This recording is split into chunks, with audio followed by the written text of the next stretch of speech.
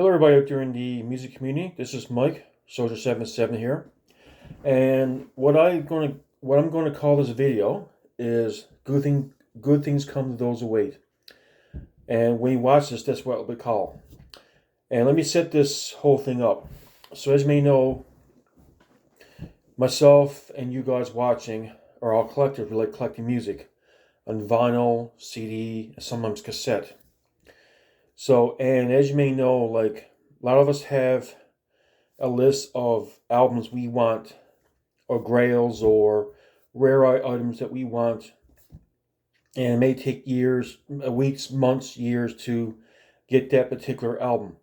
And that's what the focus is on going to be this evening, is getting that rare album, that album that we've like to have in our collection, maybe just to fill a hole, or maybe we just want that one particular album from that certain band. So I'm going to show you a few of my some rare items I've gotten in the past several years um, in the mail and from various sources. Let's get right to it.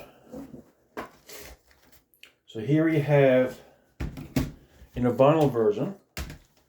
Now I'm not sure if you call this a grail, but I guess you'd call it something that is a good album, and I've had this on cassette years ago, and it sold for $5, and you kind of regret doing it. I do have a few of my albums. I sell it, say, no, I don't want this, and I'll sell it, and I think back, maybe I should have kept that album. So here's one of them.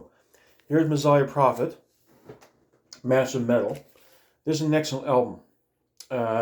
It's kind of got that, even though it's put out in '86, it's sort of got that old school or new wave type of British heavy metal. It's not a glam metal album. It's a classic old school metal album. It's on a Pure Metal label, and it's the original pressing on Pure Metal.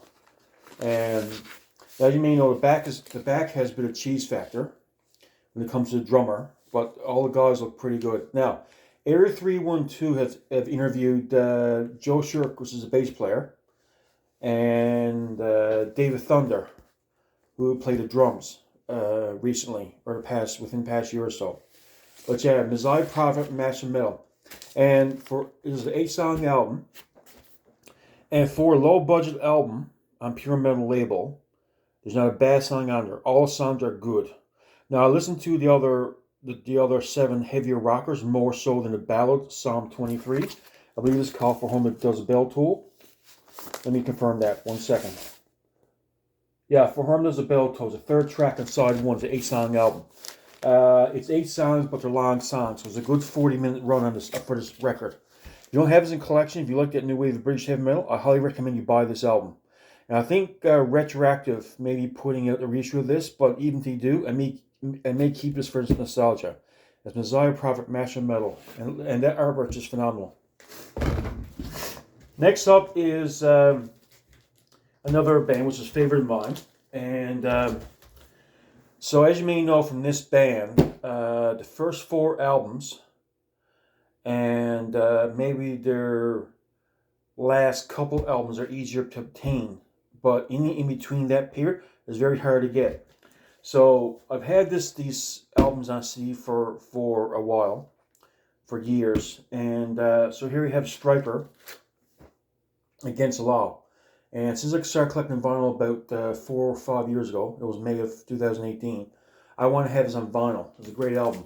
Now, the fans are divided in this album. Some like it, some don't, but I think most like this album. It's original Enigma pressing, and it's a Korean import. I got from Korea. Let me double check that. Yeah, it's a Korean import. You can tell by the writing. So, kind of cool to have this in my collection. I'm really glad I did. I do. And it's a great album. I think it's probably one of their best ones from the earlier years of Striper. Striper Against the Law. Came in 1990. And even though this is only a compilation album, it does have a bit of charm because when Striper broke up in 1990, or not broke up, sorry, they sort of parted ways in 92, 93. Mike Sweet left in 92, and the band went as a 3-piece for a while, and they called it quits in 93, a year later. So when they got signed to Hollywood Records, when they went bankrupt, they were going to get ready to put a full length album with all new material. So Hollywood Records didn't want to take the risk, so they decided they told them to just make 2 new songs and they put together a compilation album. And this was a result called "Can't Stop the Rock." Put in Hollywood Records and it's a compilation. Got 2 new songs, and you guys all know this album. It's got 2 new songs called "Believe" and "Can't Stop the Rock." And it's got like their hits or their hits or the more popular songs from previous 5 albums. It's got Soldier in Command, Free, Always There for You, Lady, 12th Devil, God We Trust, Honestly, 2 Bodies, 1 Mind, 1 Soul, and Together's One, and You Know What to Do. What puzzles me about this compilation, don't include Calling on You, because that was a big hit on Dolly MTV for this band. It's a shame that's not included in this album, even though it's a popular song. And on the album Against the Law, they got 2 Bodies, 1 Mind, 1 Soul, and Lady. I think that's not their best songs. That's not their best songs album, even though they're. I do like 2 Bodies, 1 Mind, 1 Soul, but it's more of a slow rocker, power ballad type song. And they should have probably included "Rock the Hell Out of You" or "Two-Time Woman." I think these would have been better off because they had a video for "Two-Time Woman." They should include that one on the album, not the 2 Bodies one. That one and "Lady." Maybe the Two-Time Woman and "Lady." That's the ones that should be included on this one. Anyway, "Can't Stop the Rock" came out in '91 on the Hollywood Records label. Great to have it in my collection. This next band I'm a big fan of. They're more popular overseas than they were in America or Canada. Here you have Joshua Surrender. This is their 1985. It's on Bella Fon label. I believe it's a European label. I think it's in Germany. It's a German pressing. But here we have Joshua Surrender, and here's the back of it. Here, as you may know, you got Cam Tamplin, Joe Galetta, and Lord Robinson, who eventually go on to form the band Shout, along with Chuck King. So after this album, they formed the band Shout when this came out, after they did a tour. So Joshua Surrender came out in 1985. I believe it's 85 or 86. There's not a year there, but I'm pretty positive 1985.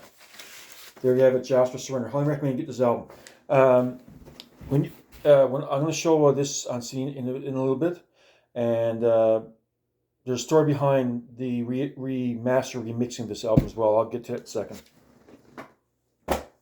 This, in my opinion, is probably one of the best albums in 1988. It's probably tossed between that one and Saints' Too Late for Living. Here you have Joshua Intense Offense. Also is a German import on RCA Records, a nice cool black label. This one doesn't have a bad song on the album. This is probably one of my all-time favorite albums. There you have the song titles. And back then, when Germany, before they had unified Germany, before the wall came down, it was made in West Germany. So there you have it. And as you may know, too, Rob Rock sang lead on this album.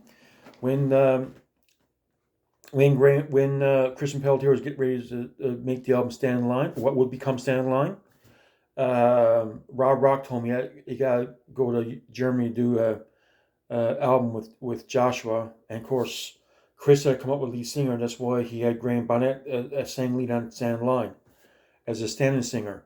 So Rob Rock was on vocals on this, of course, with Joshua Pryor. Great album. Rob Rock's one of the most underrated vocals in metal and hard rock for his album, I'm sure. Joshua Intense Offense came in 1988, produced by Dieter Dierks, which is known to produce for bands like Scorpions and Accept. There you have it. All right, let's get to CDs. So I'm going to show, first off, this band. Now, I'm going to show this one first.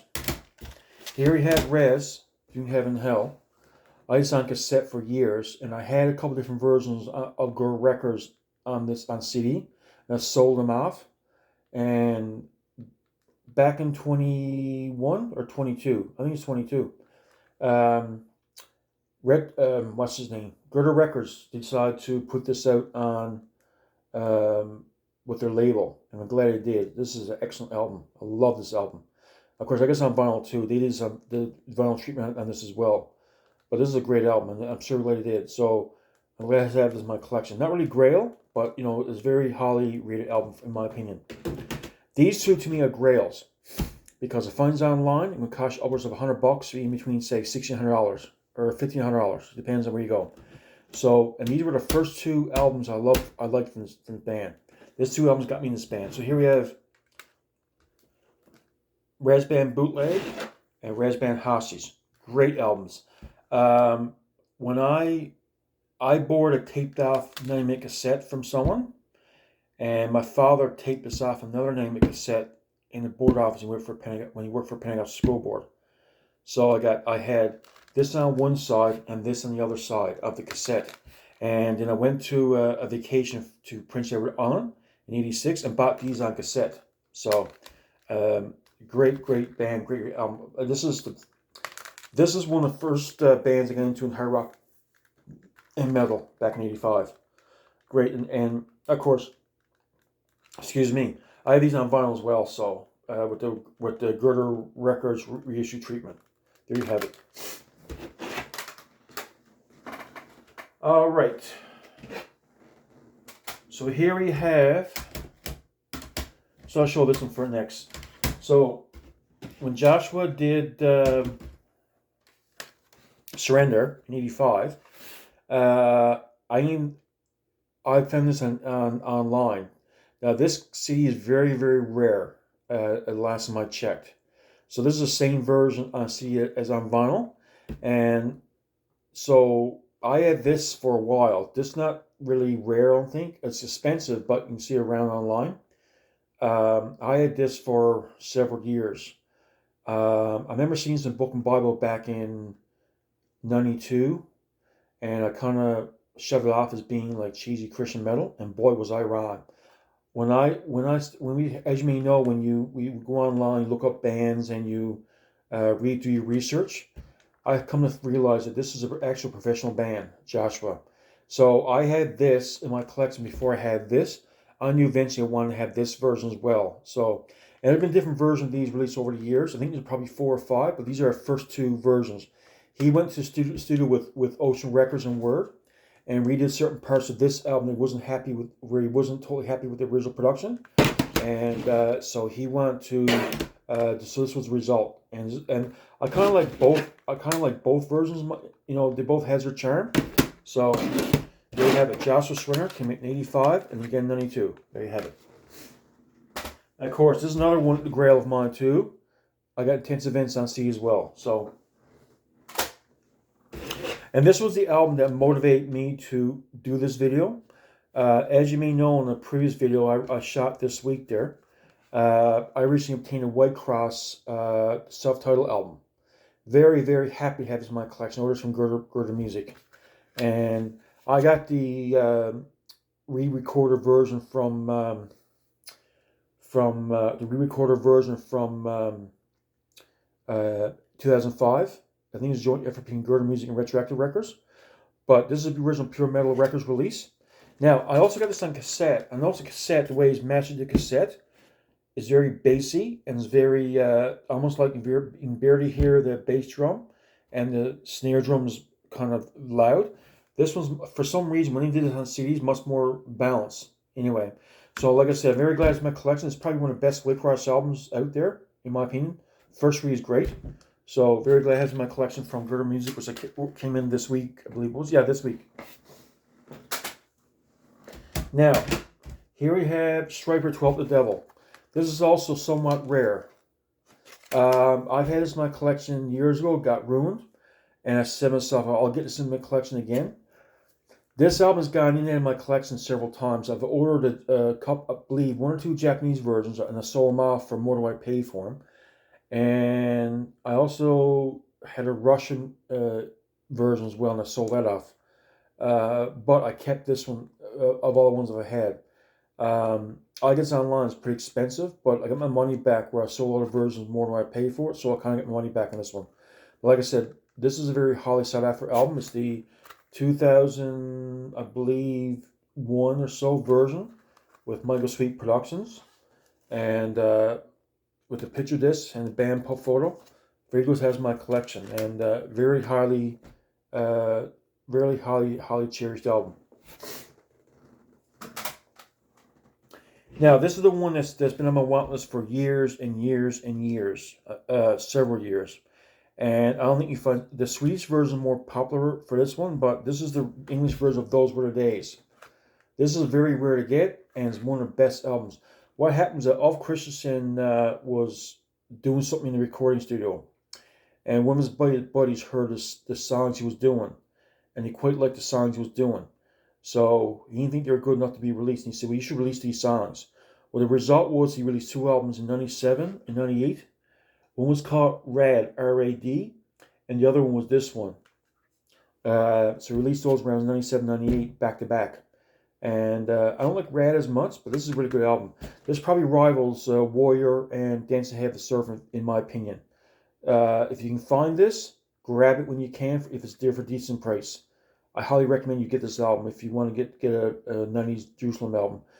Their first six, I know Retroactive is after reissuing their first six albums.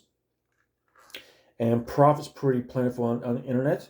But a lot of their albums after Prophet is harder to find. Some of their albums after Prophet, the 2 or 3 or 4 that they release. I think you can get She pretty much anywhere, the latest one. And the two Treaty, I think, is pretty common, if I'm not mistaken. And Live at Power and Svenska. You can buy that for a decent price too online too, that live album that came out after this one came out. That's pretty, I think you pretty much find a decent price, say around $30, give or take, for Treaty and Power and Svenska, because both of those are double disc, which is full of music. But if you can find this one, get it when you can. It's very rare.